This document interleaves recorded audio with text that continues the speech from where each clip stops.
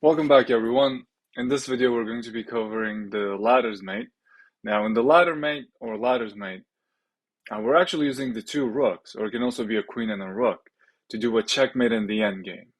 This is a very specific technique. It is quite simple, but it is very important that we do it correctly. Otherwise, you might be just doing checks, checks, checks, and not really getting any results in this situation. Okay, so in the specific technique, what we're going to be doing is you don't want to be doing meaningless checks. This is not going to work. It's not going to be useful at all. But what we can do is, everyone, we can actually bring one of the rooks to what we call make a river. When you're making this river, you prevent the opponent's king from going down.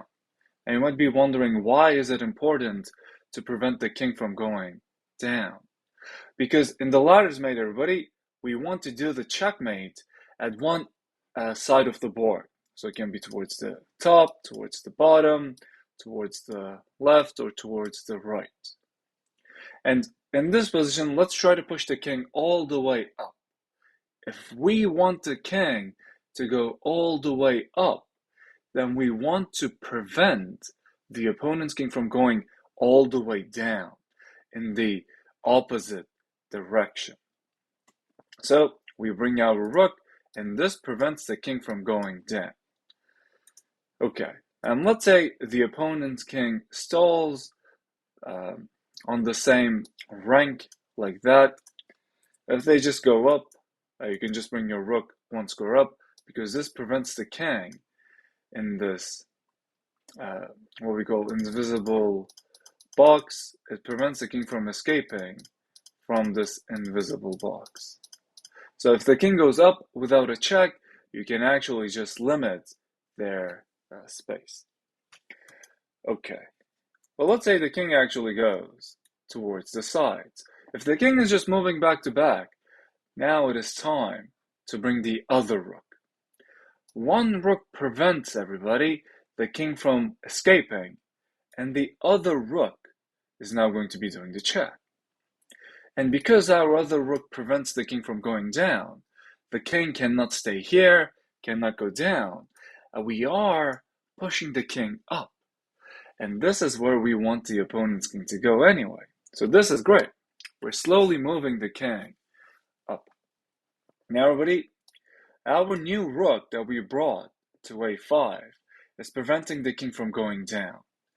But this b4 rook isn't doing anything.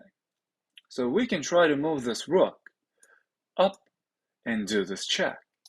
And because we are doing this check, the opponent's king cannot go down, they cannot stay on the 6th rank, and they have to go up again.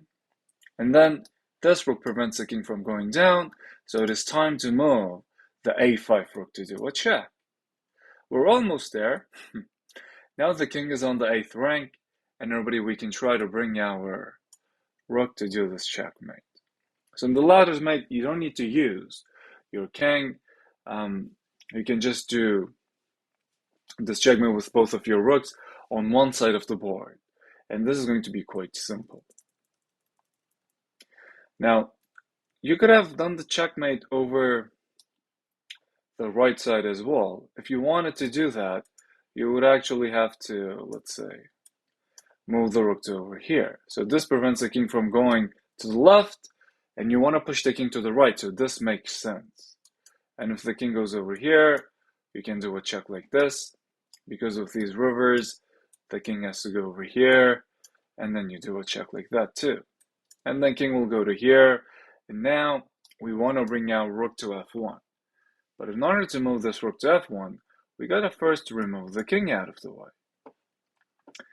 So if they go over here, you can do this check. Okay. Now, everybody, let's talk about this. What happens if the king goes to g3? If king goes to g3, we cannot bring the rook to g2. This is not going to be effective because they can just capture us. So you see, in this position, everybody, if the opponent prevents us from doing the check that we want, you can actually what we call swing the rook. You can swing the rook all the way to the top. And now we want to do the same exact check from the top. And it's going to be the same exact thing because our rivers are parallel to each other, and the opponent's king will not be able to escape. Maybe they will attack our rook though, so be careful, don't play too fast and move your rook to g8, because now they can capture your f1 rook. So after we move our rook to the top, we can move the other rook, and then everybody, we can just swing the rooks to do this checkmate. One thing is important though, when you are moving your rook to f7, you might be wondering, why don't we just move it all the way to the top to f8? If we actually move it to f8, everybody, seems like a good idea, but the problem is it's blocking our other rook, and we cannot bring that rook to g8 right now. That's why giving one square distance between them is going to be super duper good. If the king goes to here, now it's checkmate time. And this is basically how we do the ladders, mate.